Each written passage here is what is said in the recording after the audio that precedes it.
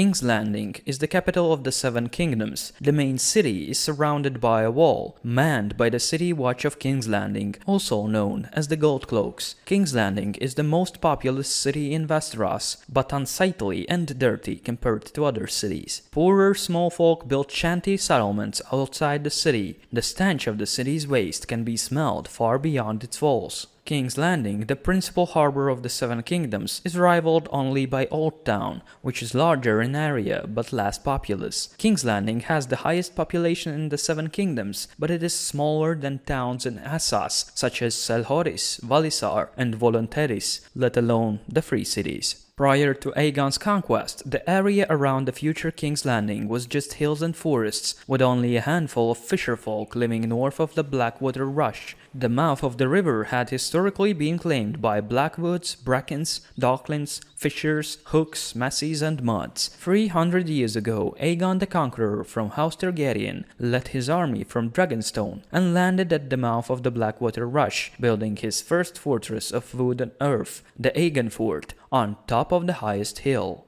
When Aegon finalized his conquest and was crowned Lord of the Seven Kingdoms, many expected that he would make Dragonstone or Old Town his capital. He unexpectedly decided to build his capital in the new town growing around the Aegon Fort, since it was more centrally located than any other and not part of the former kingdoms, setting the king apart from his new vassals. Aegon established the Kingsguard after he and Visenya were attacked in the streets 10 years after the conquest. Aegon foresaw the King's Landing would surpass Old Town or Lannisport. Trade shifted from Duskendale and Maidenpool, and only 25 years after the conquest, King's Landing had become the realm's third largest city, ahead of White Harbor and Galtown. The following year, Grand Maester Gavin and Sir Osmond Strong completed the city walls and 7 gates. The city was expanded by Aegon's successors. The Red Keep, which replaced the Aegon Fort, was completed during the reign of Maegor I Targaryen.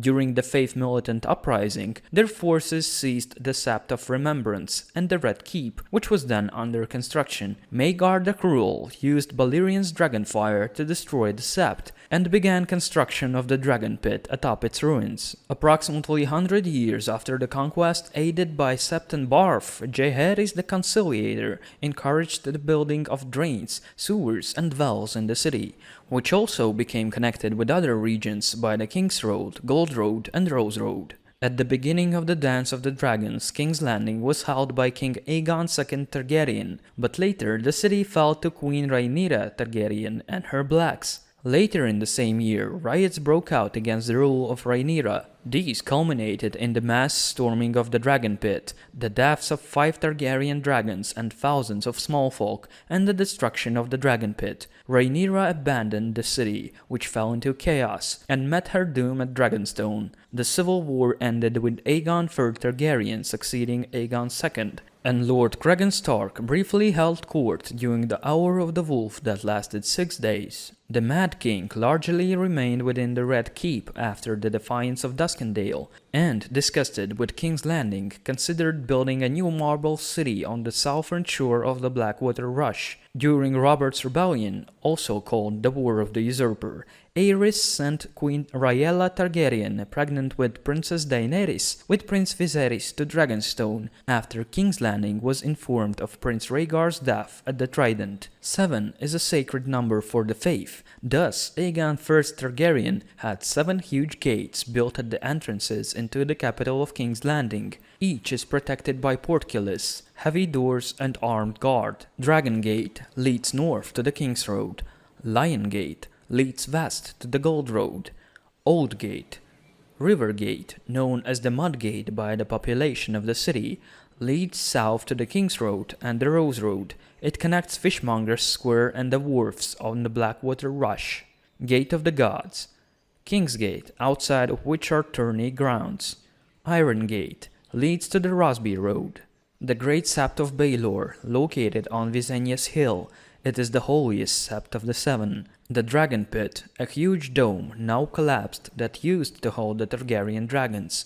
Its bronze doors have not been opened for more than a century. It is found on the Hill of Rhaenys. Flea Bottom, slum area of King's Landing, a downtrodden area of town. It has a stench of pigsties and stables, wine sinks, and whorehouses. On the other side of Rhaenys Hill lies the prestigious area of King's Landing, the Guildhall of the Alchemists beneath the Hill of Rhaenys, stretching right to the foot of Visenius Hill along the Street of Sisters. Beneath it is where the alchemists create and store the wildfire. The Red Keep.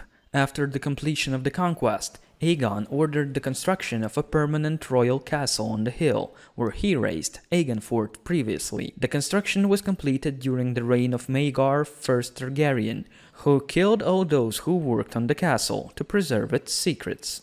The Barbican, main entrance of the Red Keep, featuring bronze doors and a portcullis, and the side postern. The outdoor courtyard where smaller tournaments may be carried on, and to which access is generally allowed to the people. The council chamber, the kitchens, which no longer serves food during the reign of Robert Baratheon. Top floor of the building was reconstructed into vast and luxurious apartments. The kitchens of the Red Keep in front of the hostel kitchens. The Grand Hall, which serves the king's receptions and can accommodate nearly 1,000 guests. The Great Hall is the throne room of the king.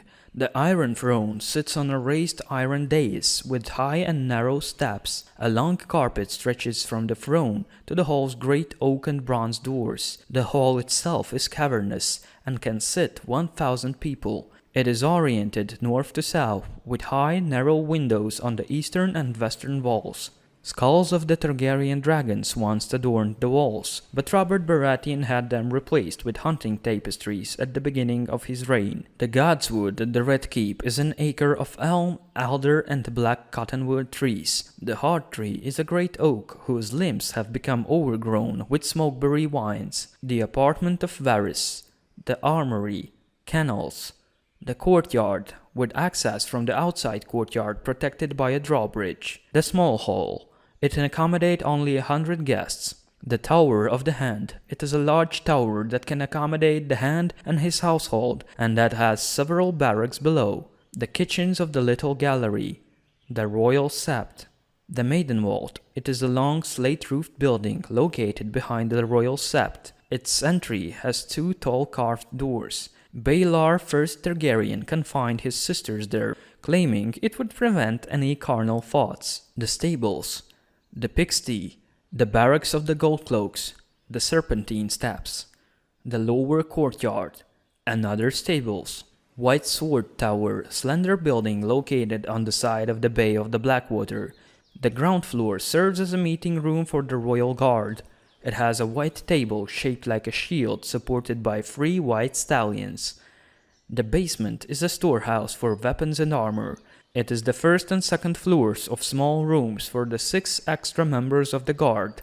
The Lord Commander is granted with the exclusivity of the 3rd floor. The rookery over the apartments of the Grand Maester. Maegor's Holdfast, the heart of the fortress, castle in the castle, surrounded by a dry moat and bristling with pikes crossed by a drawbridge, where are located the royal apartments and the Queen's ballroom, private reception hall of the Queen, which can accommodate 100 people and is decorated with richly carved paneling and silver-hammered mirrors that reflect the glare of torches placed in brackets. The Traitor's Walk, portion of the enclosure connected to the lower court and the sacred grove, overlooking the estuary of the Blackwater. Also, the squat half-round tower that contains the entrance to the dungeons. The top floor holds the cells for the prisoners who were to be kept in a degree of comfort. The entrance to the dungeons sits on the ground floor of the tower, with the dungeons beneath the tower. Between the 2 prisons are rooms for the King's Justice, the Chief Gaoler,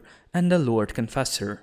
According to the instructions of Maegor the Cruel, there are 4 floors of jails under the castle. The upper level comprises cells large enough for all the common criminals. The second level down features smaller cells for prisoners of noble birth. The penultimate level is called the Black Cells, small dark rooms with wooden doors. The deepest level is the torture chambers.